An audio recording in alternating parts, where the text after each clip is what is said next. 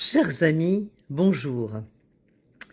Ce Shabbat, Parashat Vaïshlach, notre étude va porter justement sur deux récits dans lesquels la Torah emploie le même terme, Ish, qui signifie homme. D'ailleurs, ce terme est déjà utilisé dans Bereshit pour désigner le premier homme, Adam. Donc, dans chaque paracha, celle de cette semaine, Vaïshlach, et la suivante, Vaïeshev, le même terme est employé. De quoi s'agit-il?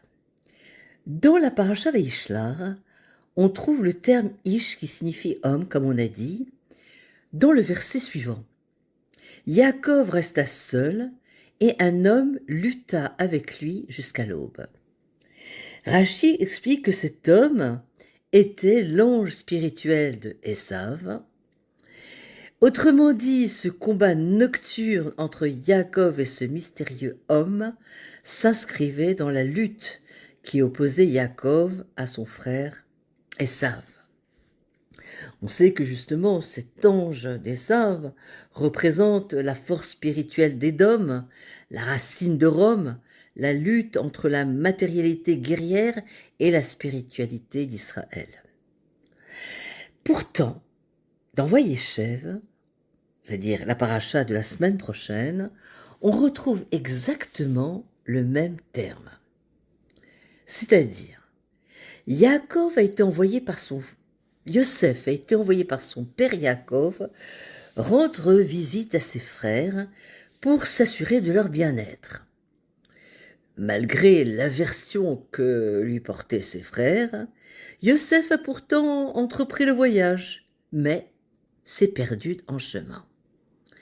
La Torah nous dit alors, un homme le trouva, et voici qu'il errait dans les champs. L'homme lui demande, que cherches-tu? Et il dit, comme le chante Mordechai ben David, Et achai anochi mevakesh. Dites-moi maintenant, où font-ils paître le troupeau? Alors, qui était cet homme mystérieux? Ou plutôt cet homme, cet Ish, qui a croisé Yosef à ce moment de vulnérabilité. Rashi nous dit qu'il s'agissait de l'ange Gabriel, que l'on retrouve d'ailleurs dans la Torah sous le nom de Ish. Étrange, dans Vaïshlach, il est dit que Yaakov est resté seul et qu'un homme a lutté avec lui. Dans Vaïeshev, Yosef est seul perdu dans les champs, et là encore un homme le rencontre et lui demande ce qu'il cherche. Le même mot est utilisé dans les deux cas pour désigner cette personne, Ish.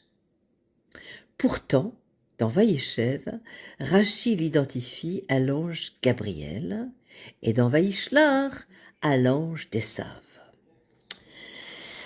Dans les deux récits, un personnage est dans une situation, chacun est dans une situation de vulnérabilité.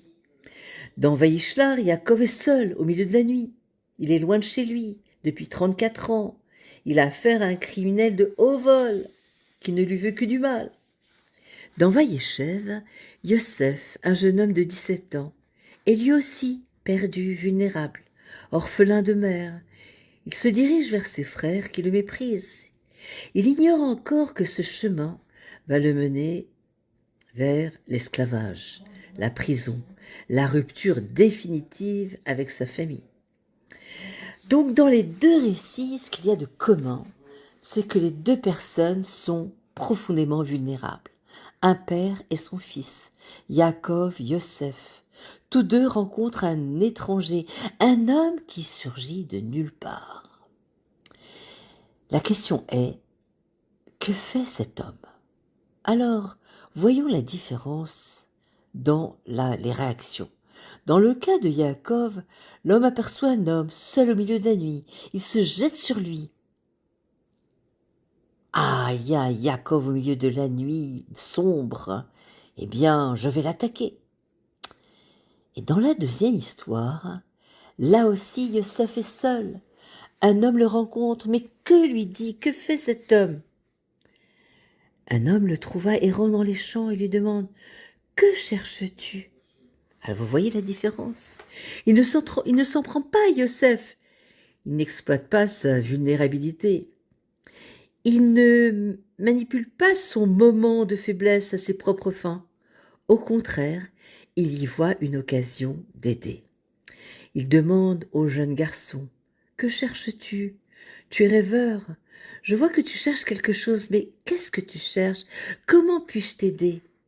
Et Yosef répond: je suis à la recherche de mes frères, et achai, anochi mevakesh.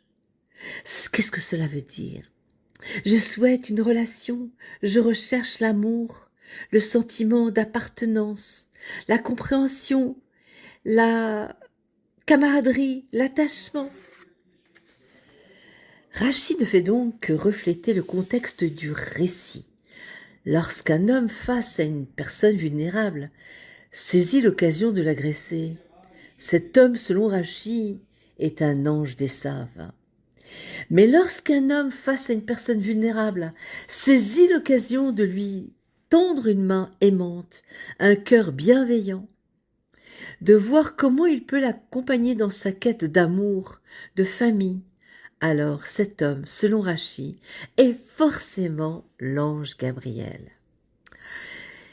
Nous avons dans notre cours de notre existence l'occasion de rencontrer un enfant en détresse, un adulte qui se sent seul, vulnérable, isolé, désemparé, souffrant.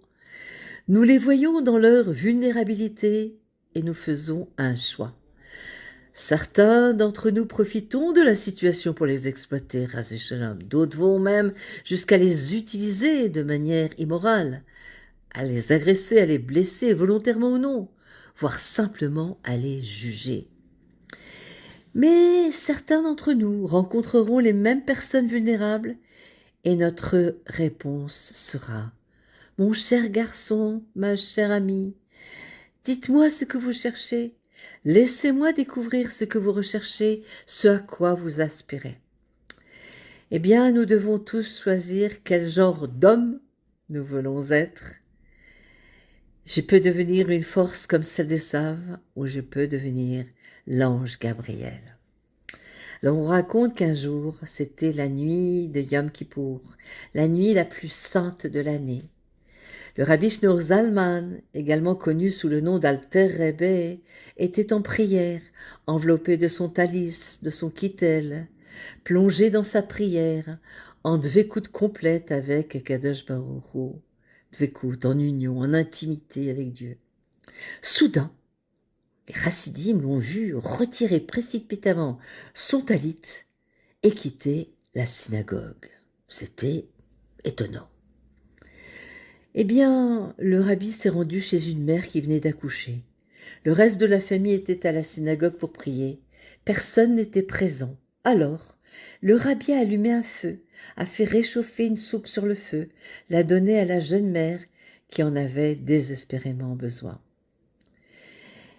Le rabbi Lubavitch a raconté cette histoire et il a ajouté: la grandeur de cette histoire ne réside pas dans le fait que l'Alter Rebbe soit allé sauver cette mère à Yom Kippour. Après tout, sauver une vie prime sur Yom Kippour. C'est marqué Vechai ba'ayam, nos mitzvot sont faites pour vivre. Mais ce qui rend cette histoire unique, c'est que le rabbi, au milieu de ses prières de Yom Kippour, en communion avec Akadosh Baruch Hu, a ressenti la douleur et l'angoisse de la jeune mère.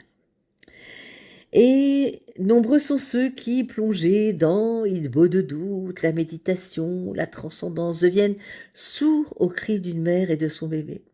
À l'inverse, l'Alter Rebbe, alors qu'il priait Dieu, la nuit la plus sainte de l'année, ne trouva la paix qu'après être allé réconforter une jeune mère en détresse. Donc c'est ce que nous souhaitons d'être de bons shluchim d'Akadosh Baruch Hu. Et c'est ça tout le inyan de la Avodat Hashem. D'ailleurs, le Baal Shem Tov enseigne que rien n'arrive par hasard. Chaque rencontre, chaque empêchement, chaque chute, chaque lutte est une rencontre directe avec la providence divine. C'est le secret de ces deux ish Quand l'homme lutte contre un obstacle avec Emouna, il ne détruit pas l'obstacle, il libère la lumière enfermée à l'intérieur. Et Yosef ne lutte pas, il avance. Et pourtant, il va vers des très très grandes épreuves. La trahison, la prison, l'exil, l'humiliation.